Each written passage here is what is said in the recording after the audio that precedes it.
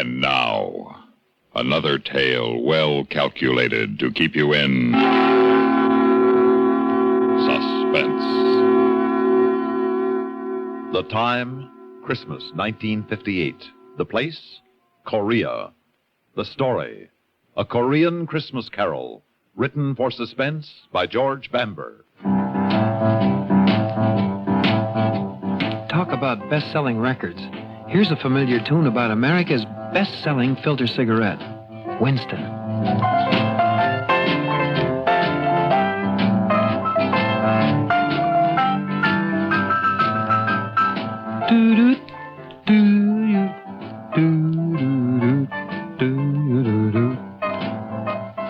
Winston gives you real flavor, full, rich tobacco flavor.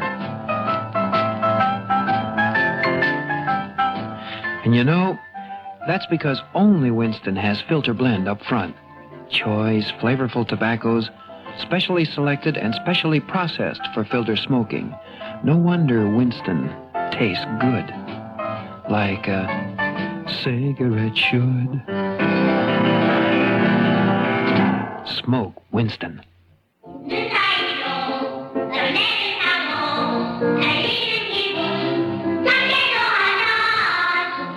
Sounds good, doesn't it? They hear kids singing, I mean. I can't understand the language, but I know what they mean.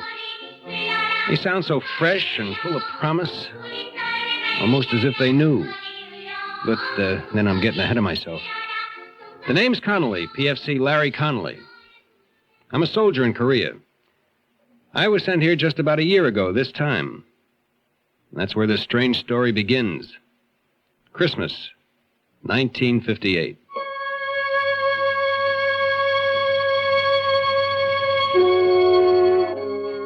Christmas was for me that year miserable. I'd been stuck on guard the night before, and so I planned to stay in bed the next day and forget about Christmas.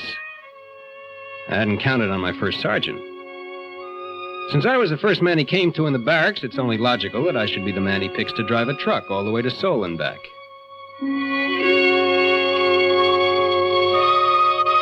It was night by the time I got on the road headed back from Seoul. It started to snow. Big flakes coming down soft at first, then so thick and fast I could hardly see.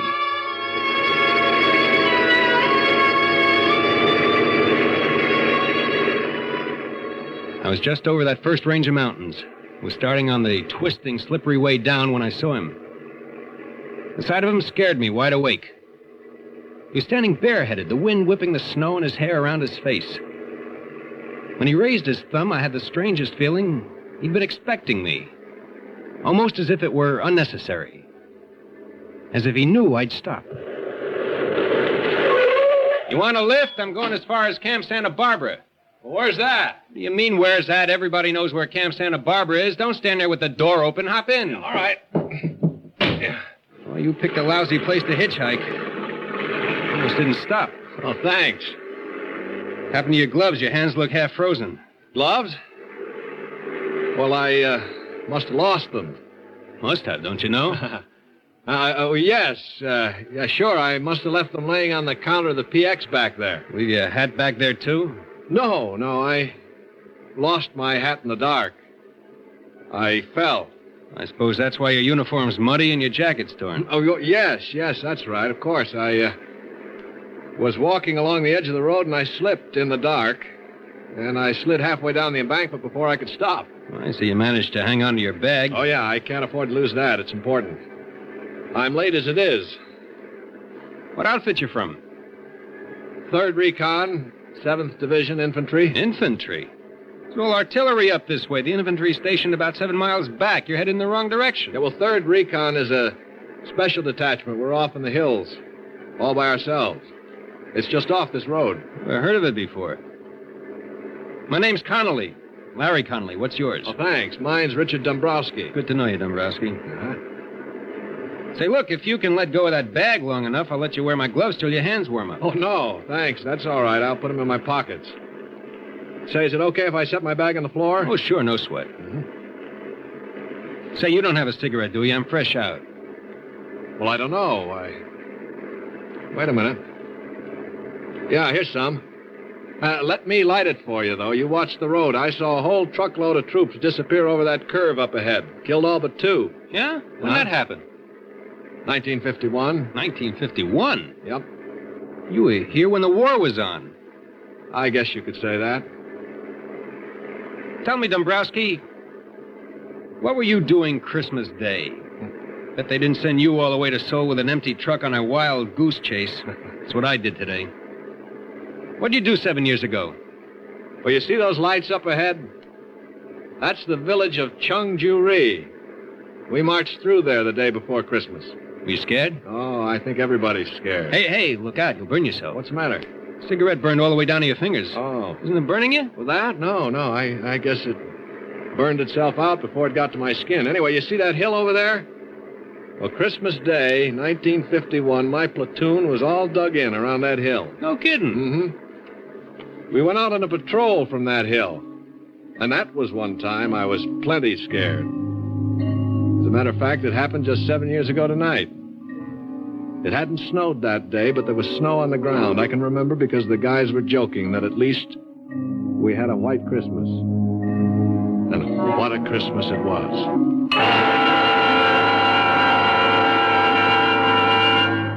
In just a moment, we will return for the second act of Suspense.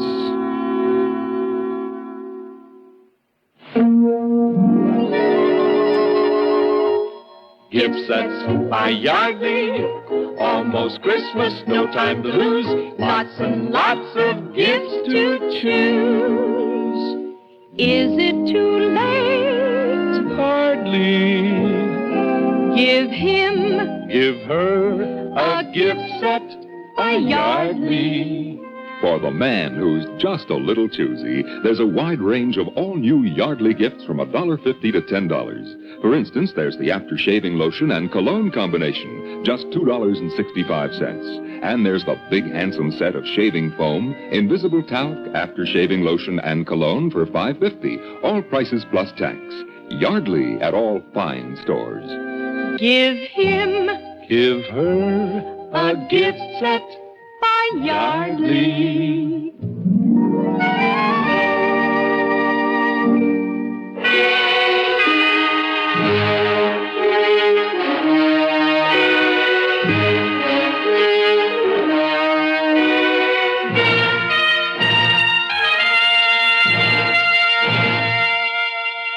As I said, it was quiet Christmas Day, 1951. We were sitting around in our holes waiting for the fun which we knew would begin the next day.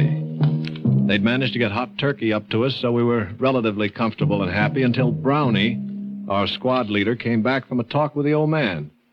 All right, I'll take the first 5. The old man wants us to go out and have a look around. Come on, knock it off. Get rid of your dog tags and canteens, anything that might rattle or make a noise. We won't be gone long, but we're moving light. Hey, Whitey, might as well leave your helmet here. We want to move quiet. But, Sarge, it's too cold to go out without a hat. Cut the comedy, Walker. We moved out on schedule just as night was falling. And with the night came the cold. We moved rapidly along the valley for about an hour or so when Brownie stopped and raised his hand. All right, you men, hold it up. Once we get on the other side of that ridge up ahead, we'll observe maximum security. No talking, no lights. Keep down. And watch where you put your big, clumsy feet. Yeah. These people just love tripwires with flares attached. Walker, you still got the walkie-talkie? If I didn't, I wouldn't be here to tell you about it. Still working? It's warm, if that's what you mean. That's more than I can say for myself. All right, keep it that way. We may need it if we run into trouble. Hey, while we're here, let's take one last check on your gear. Make sure your rifle bolts aren't frozen, weapons on safety, and all grenades are secure in the pins. Okay? Everybody set? Let's move out.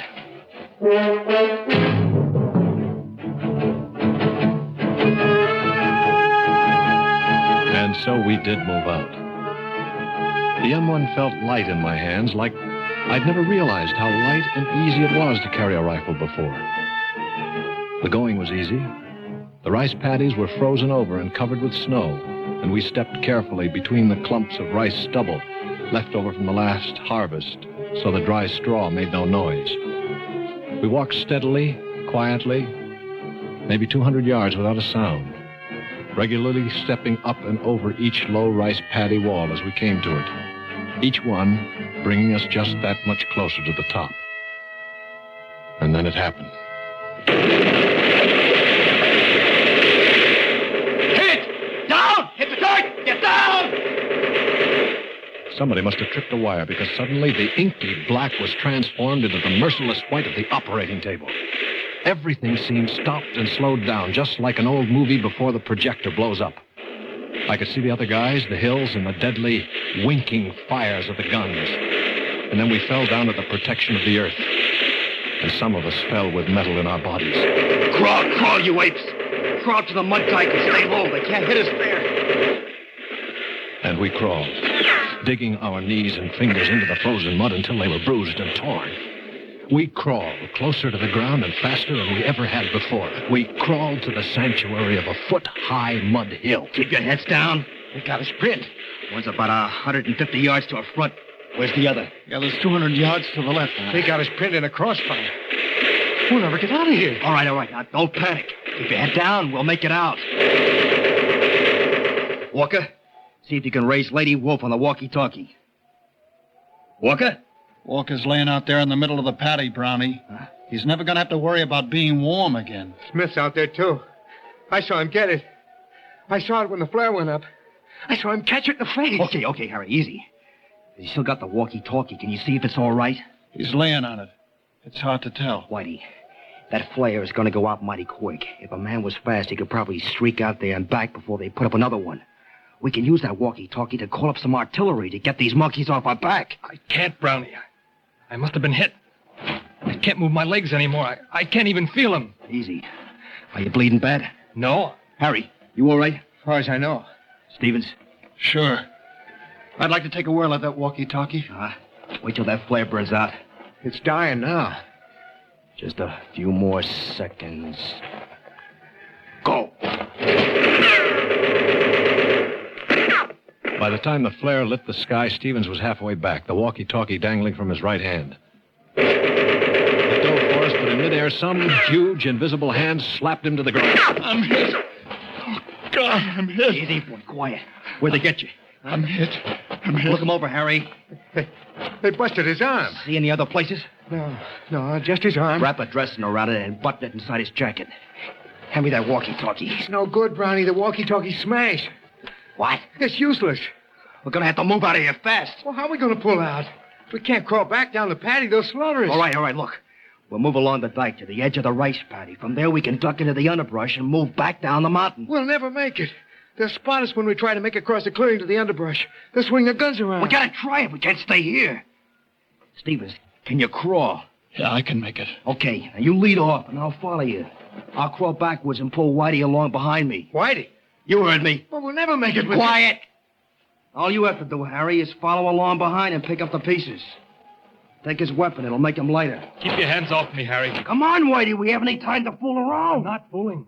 I'm not going with you guys. Come on, you lost too much blood already. That's just it. Like you said, Brownie, it's only a matter of time. You can't get anywhere with me. You'll never even get past the clearing trying to drag me across. You're smart enough to know that, Brownie. It'll be tough enough, even with two good legs. We're not leaving you here. That's what I figured you'd say, Brownie. I'm still in charge here. I figured you'd say that, too. Brownie, you see this grenade? It doesn't have any pin in it. The only thing that keeps the spring from kicking the clip off is my hand. Now get out of here, Brownie, before I let it go. Oh, Whitey. Do you want me to let loose of this grenade? Now prop that BAR up on the dike in front of me and scatter the clips where I can get at them. I'll wait until you guys get to the edge of the paddy before I open up. Look, baby. I'm still holding the grenade, Brownie. Time is running out. You're going to have to hurry. I feel like I want to fall asleep, and I don't know how much longer I can stay awake. Just wish me a very Merry Christmas and beat it. Merry Christmas, Whitey. All right, you guys, what are you waiting for? Let's move out.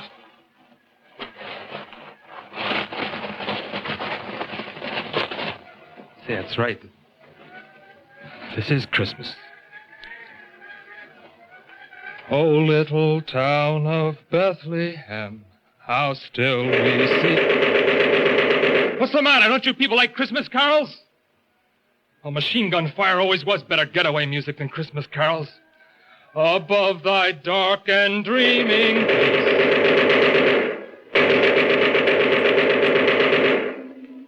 Whitey lay there until the others had crawled to the end of a low rice paddy wall. And then he threw his grenade. When it exploded, he opened up with the BAR, making enough noise to make the enemy think the patrol was launching an attack. Both machine gun nests zeroed in on him, but Whitey stayed well below the little mud wall of the rice paddy, humming his Christmas carol, loading the BAR with a fresh clip every time it went empty, and perhaps wondering briefly why he was going to die so far away from home, on a little pond of frozen mud he didn't care about or even own. Still firing and singing, even after the rest of the squad had escaped into the underbrush, and until either the machine gunners found their mark, or else he finally fell asleep.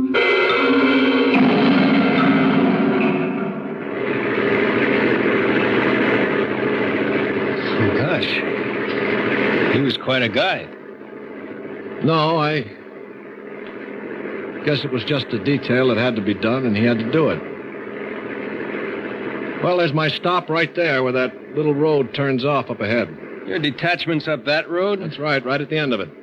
Well, sure, I've seen that road before, but I didn't think there was anything up there. Well, just let me out here. Yeah, sure thing. Thanks a lot. No sweat. Say, if you ever want to look me up, remember my outfit's all the way up at the end of this road. I'll be right up there. Okay, I'll drop in sometime. Right. So long, and thanks again. I drove off figuring it'd be a very cold day in Korea before I ever looked him up. Such a weird guy gave me the creeps. I got about 5 miles down the road when I discovered he'd left his bag sitting on the floor of the deuce and a half. Took a lot of arguing with myself, but I decided that the only decent thing I could do was to swing around and take it back to him. Besides, maybe I could stop in the orderly room and check him out. Find out what his story really was.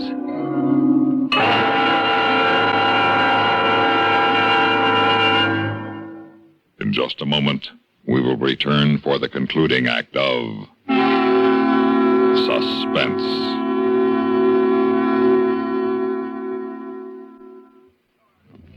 Meet star Stuart Irwin. Nothing's worse for an actor than a nasty cold. To feel better quickly, I take wonderful 4-way cold tablets, the fast way to relieve cold distress. Right. Tests of all the leading cold tablets proved 4-way fastest acting. 4-way starts in minutes to relieve muscular pains, headache, reduce fever, calm upset stomach, also overcomes irregularity. Take my advice. For your next cold, take 4-way cold tablets, the fast way to relieve those cold miseries.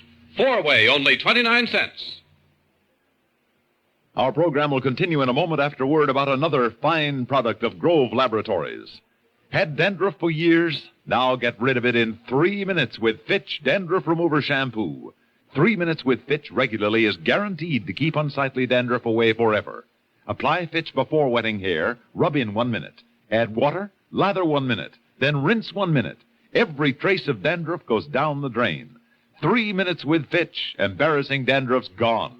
Fitch can also leave hair up to 35% brighter. Get Fitch Dandruff Remover Shampoo today.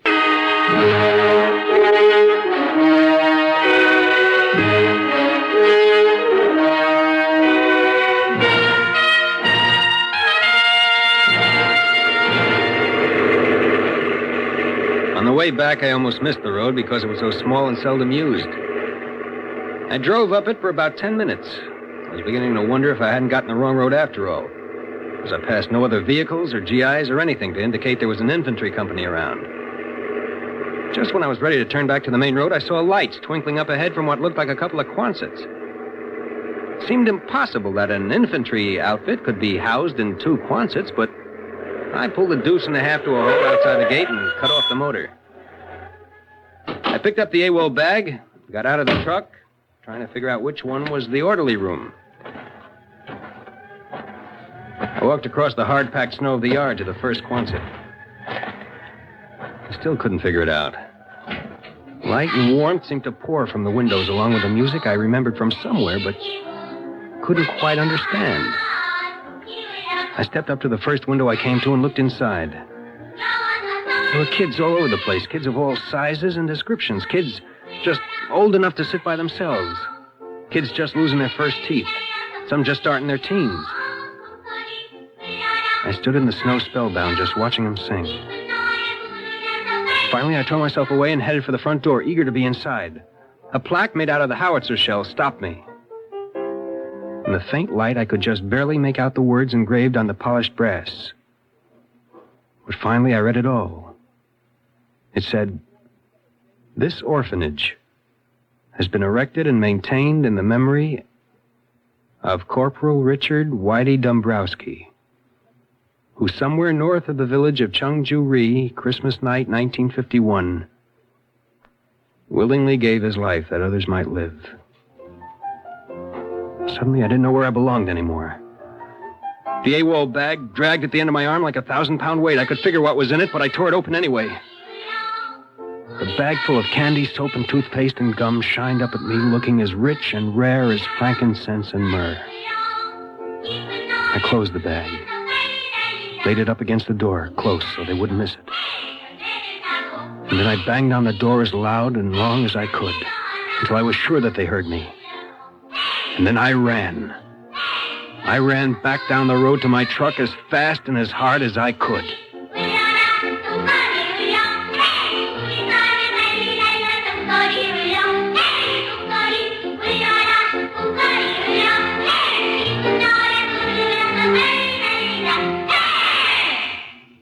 Suspense.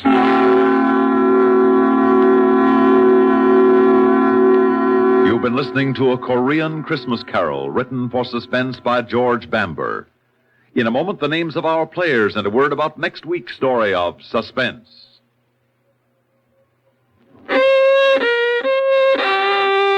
Out of tune because of irregularity? Kellogg's All Bran helps put you back in tune. Kellogg's All Bran is the natural way, the good food way to end constipation caused by lack of bulk in your diet. There's only one All Bran, Kellogg's All Bran. Its whole bran content gentles away constipation, supplies your system with the bulk-forming food you need.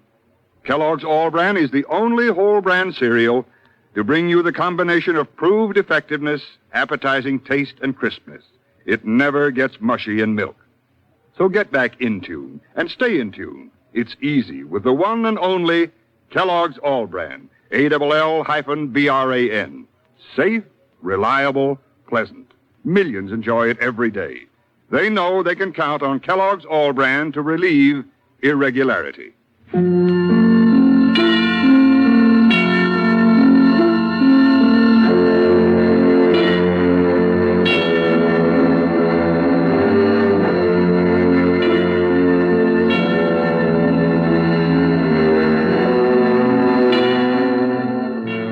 In tonight's story were Bill Lipton as Larry Connolly and Lyle Sudrow as Richard. Also heard were Larry Robinson, Lawson Zerby, Phil Meader, Alan Manson, and Guy Rep. Listen again next week when we return with Moonlight Sail, written especially for Suspense by William N. Robson. Another tale well calculated to keep you in Suspense. on CBS Radio.